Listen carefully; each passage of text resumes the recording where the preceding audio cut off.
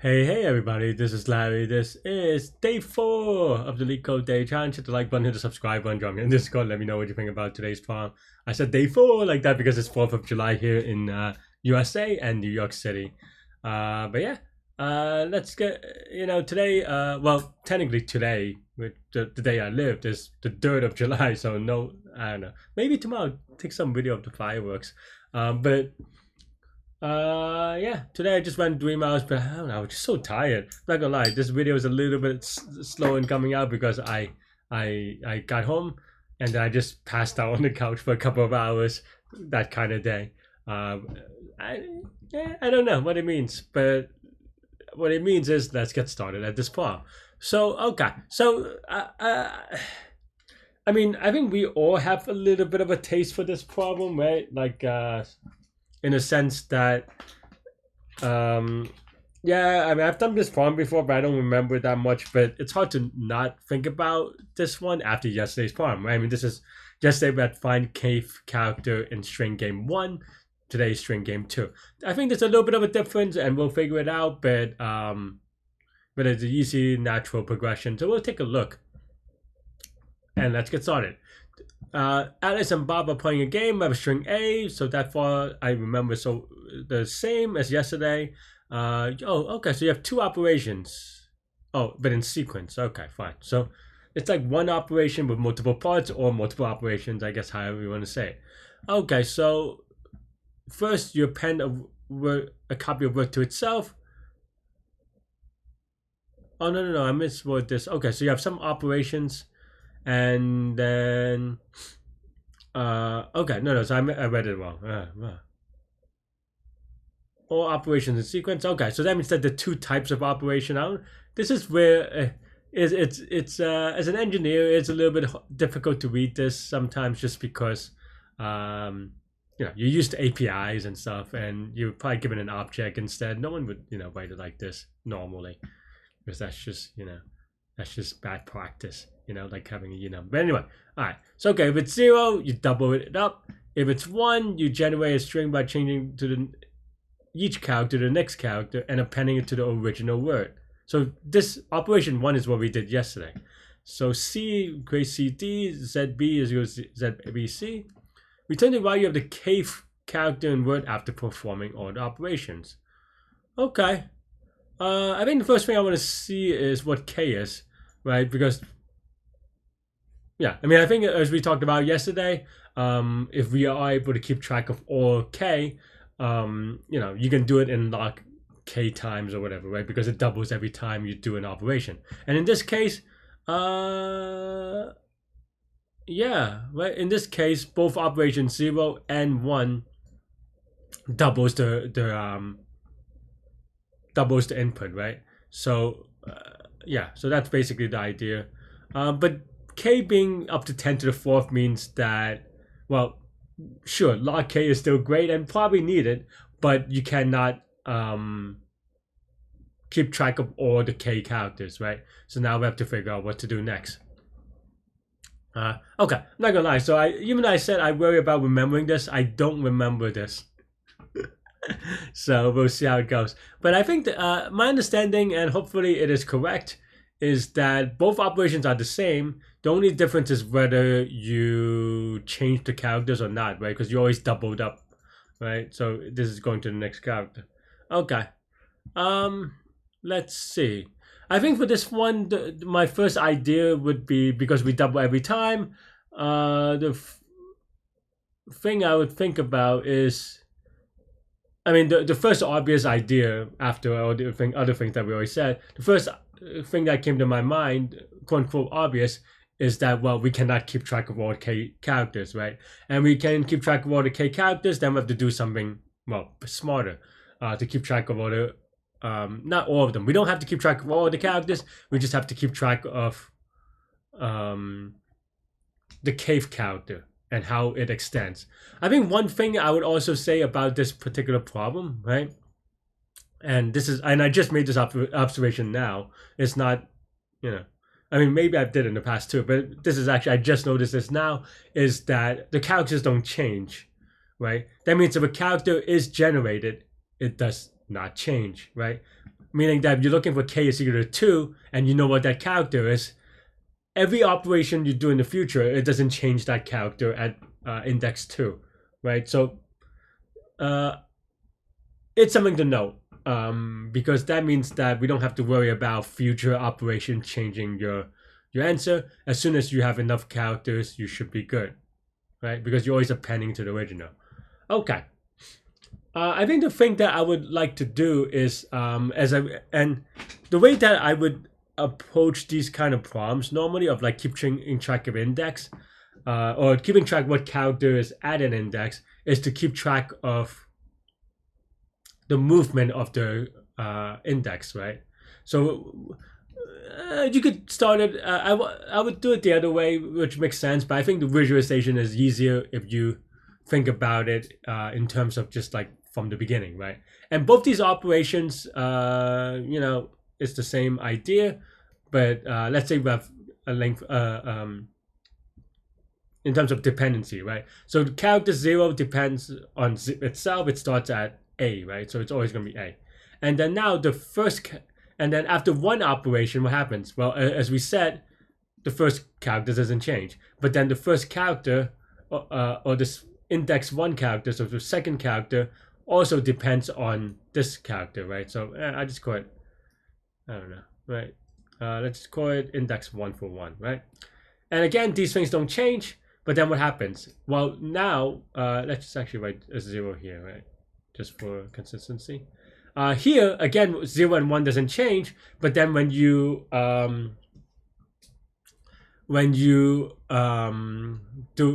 do either one of these operations, well, what's the second or what's the third character or index 2? Well, it depends on the 0 index plus maybe an operation, right? And so forth. And this one is based on this one, whatever it was, plus maybe the next character operation, right? So then now you can rewrite this as this after you calculate it, and then so forth, right?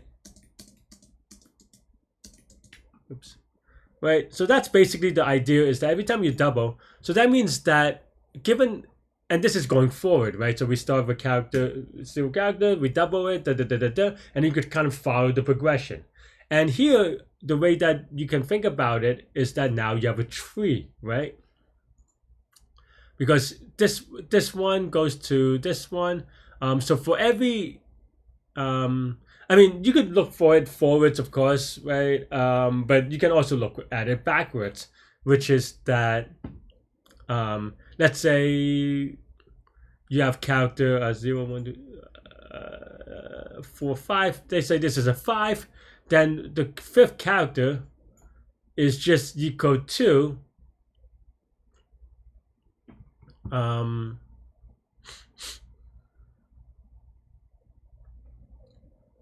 The fifth character is just equal to the first character, right? Yeah. Plus some operation that was done, right? And the sixth character is the second character, right? And the second character, though, of course, if you look it up, refers to a 0 character. So you can kind of write the progression as like 0 to 2 to 2 to 0, right? Something like that as the tree, and then you just try to figure out what operation created these characters. And you could do this for everyone, like 5 goes to 1, which goes to I think 0. Maybe it goes to 1 first, but then 0. But it doesn't even matter because there's no operation at this point. 1 to 1 doesn't have an operation, right? Because it just means that it was static during another operation, but you don't have to care about that operation. And so forth. And you can maybe kind of like start to kind of play around this and generalize it. And then you realize that, let's say you have a number like 12. Well, what happens with 12? Well, that means that it was in the that it was affected by a split of 8 and 8, right? Because or another way to say is that it is affected by the operation that extended from 8 to 16, because, well, 12 is between 8 and 16, right? And then here, and then the 12th number would be, maybe I'm off by 1. Well, 12, sorry. There's the 12th number and the 12th index, which is always a little bit awkward to say and confusion. So index 12 is between 8 and 16, right? Or technically 7 and 15 or whatever. But then so it maps to you could say 12 maps to 4, maybe. I think that's right, right? And then 4 maps to 4 maps to 0, right? And that's it. Yeah. So anyway, I hope that makes sense. And once you kind of realize what you're doing here, then now you realize that, well, and the reason why we're doing this is because that's the thing that doubles and it doesn't change along the way.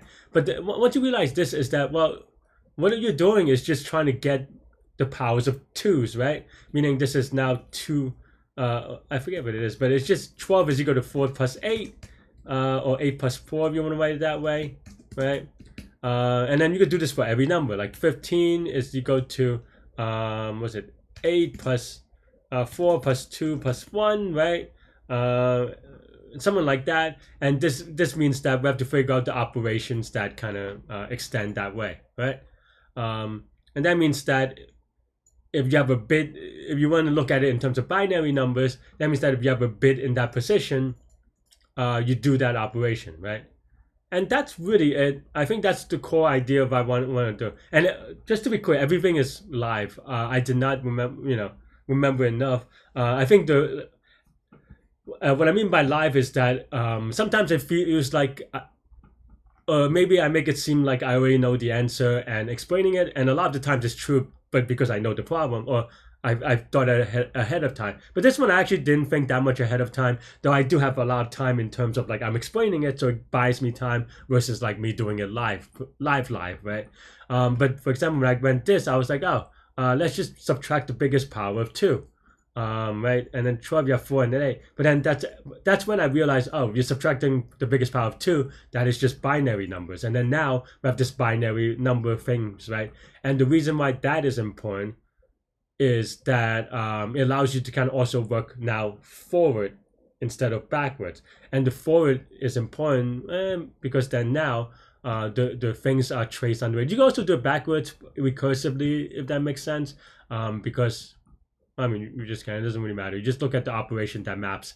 But the thing with the operations I want to say is that now the powerful thing about just like working it out and working this powers of 2, which maybe you don't need to per se, but the reason why I want to work it out, it's not the reason why I wanted to, but as a process of working this out. And I don't know that I did it in the past. I don't know which way I did it in the past, but in the ways that I work it out with the powers of 2 allows me to have a very clean implementation, right? And this, the reason why this is clean is now then every operation, now you can remap to a power of 2, right? The first operation, it's a 1 element operation, right?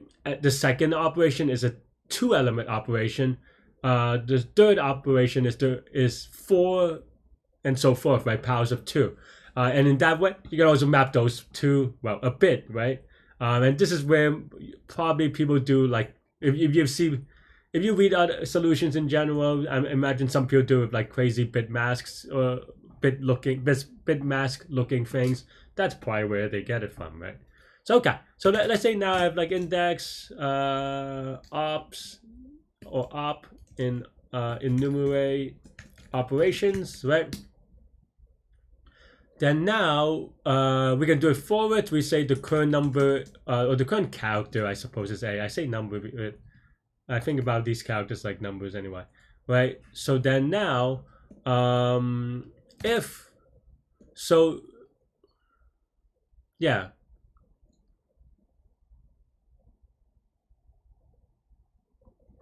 Yeah. So this operation only matters to a number if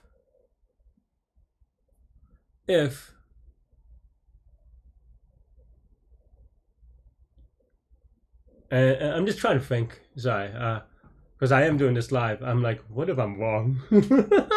That's what I'm trying to think. I'm not gonna lie. I'm relatively certain, but I feel like maybe I missed a step in the reading. and I'm just want to clear it in my head a little bit. I think it's right there, but in terms of that, like my thing was just thinking, okay, we have 12, 12 is equal to 8 plus 4, then we're done, which I think is right. It doesn't get affected by the 2's.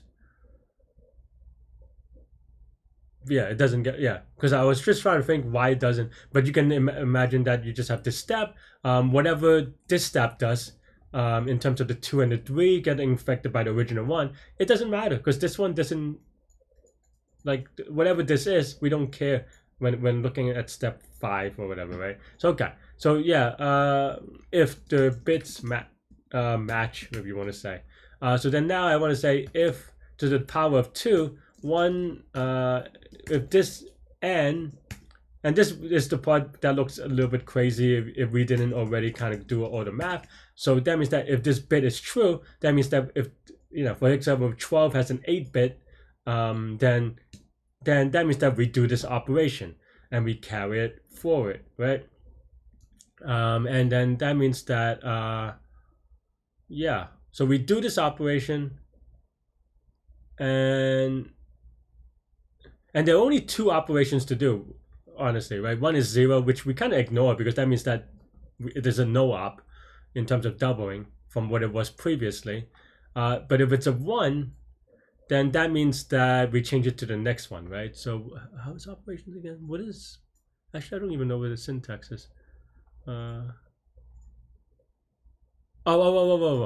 this is, oh, I'm dumb. For some reason I thought that's why I got a little bit confused. I thought operation is a, because very often it's a list of stuff, right? Like, or it's a list of a list is what I mean to say. So that's why I was like, where's the second list? But no, it's just these are it. So okay, that's the entire parameter. Okay, that makes sense. So then now if op is equal to 1, then we do the yeah, I'm just trying to figure out the Z case. Okay, yeah, it is what I think. Right, so then current is equal to, and this is just to get next character, right? Actually, let's just start at 0. Why we then we just do is equal to R26, right? And then just at the very end, we can now return current. We convert it back.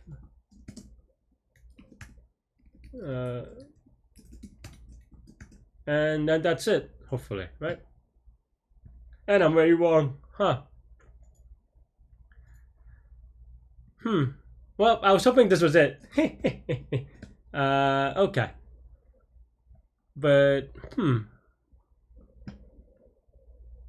so 10. Okay. I mean, maybe I'm wrong. It is part of the thing. But if this worked, this is beautiful, right? So I don't know, but maybe it doesn't work. So, okay. So we have 10, our logic thinks that is A plus 2, right? Meaning that, okay, so then now A, the first operation we have AA, but we don't care about it, I guess. Do we ever care about it? I guess not, because it doesn't matter what this character is, right? So then now the 2 operation is AABB. So then, and we got a thing, so then it turns to a B, right? This is the operation that we care about, right? Is that true? 10, yeah, right? And yeah, and that's a 1 as expected. And then after that, it becomes, and again, well, we don't care about this one. So we don't care about this one. And so we don't care about this one, right? Because we only care about the 2 character. And I guess now we don't even care about this character, really, is what we're saying. And then now we double it. So do, right? Something like that. That's the double. And we don't care about this either, right? And then now on the 10, we double this. And then we convert it to C. So we do care about it. So maybe did I miss the interpretation? 0, 1, 0. Because I think what I'm doing is right. So maybe it's an implementation thing. Oh, no, output is B. Did I write C? Okay, so I misread what I meant. I thought the expected was C and I'm outputting B. So okay, so maybe I am wrong then. Oh, my algo is right, but I am wrong. So we have this here, right? Did I misunderstood this? The operation is one. Or am I just is K? Oh, I see. I'm just no. This is fine. I just maybe off by one indexing. Okay. All right. Whew. I was like, am I going nuts? And it just no. It's just because when I reread this, I was like, oh. And it just happens that this one is just 0, so it's all the same. Yeah. I guess I just forgot that this is actually one of the first things I usually catch up on. But today, like if I'm writing it live, it's something that like it's if I'm writing it live, it's something that I do. Like I make sure that K is indexed 0 and 1. But today, obviously, for this video, you could see that I'm explaining it. I just forgot about it because I was explaining it most of the time. But you could see, yeah. Anyway, but I think this is also a good exercise in kind of understanding in that, if you kind of skip toward the end or whatever, and you look at this code and you're like, oh, what is Larry doing, or what is that person doing, and you're like, that doesn't make any sense at all, right? And honestly, by itself, it may be very tough to look at the code and understand the logic that goes through. But if you kind of see how it was arrived there, and you can see how clean it is, and also that's what I mean by like seeing it, with enough practice. And I don't even think I do this all the time sometimes, because some connections are quote unquote unnecessary, right? In the sense that like with the connection with binary numbers, right? You could probably solve this without seeing it, but if you do see it, like I did today, you could do this in 10 lines of code, right? Isn't it beautiful? And as soon as I saw it, I was like, oh, this implementation is gonna be beautiful, right? And that's basically the idea. How did I do it last time? I didn't get a wrong answer at least. Yeah, I mean that's how I think I would have imagined doing it. I did have a brute force loop, but which is that that's the other way of doing it, is doing it recursively, because you could define the thing that we had earlier. You could define each one in terms of where it was previously.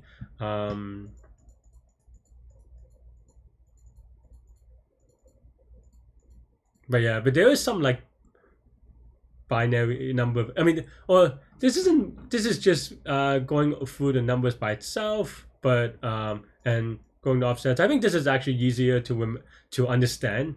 Honestly, like if you look at the code, you could figure out what it is doing, if you ask me. But I think this is just more beautiful, right, if you ask me, in my personal opinion. But yeah, that's pretty much all I have for this one. Yeah, the complexity, this is over P, this is everything else is over 1, so P being the number of operations. I don't know why I use P, but in any case, right? Unless you could say that maybe this is also over P, so maybe it's P squared, depending on how you want to say index thing. But even this, you can do it, I don't know. Anyway, but that is all I have for this one. Let me know what you think. Thanks for watching. Definitely could be a tricky problem, but I hope that we illustrated this well. I'm proud of what I did today. But yeah. Anyway, thanks for watching. Happy long weekend if you're celebrating. If not, that's okay too. Stay good, stay healthy, to good mental health. I'll see y'all later and take care. Bye bye.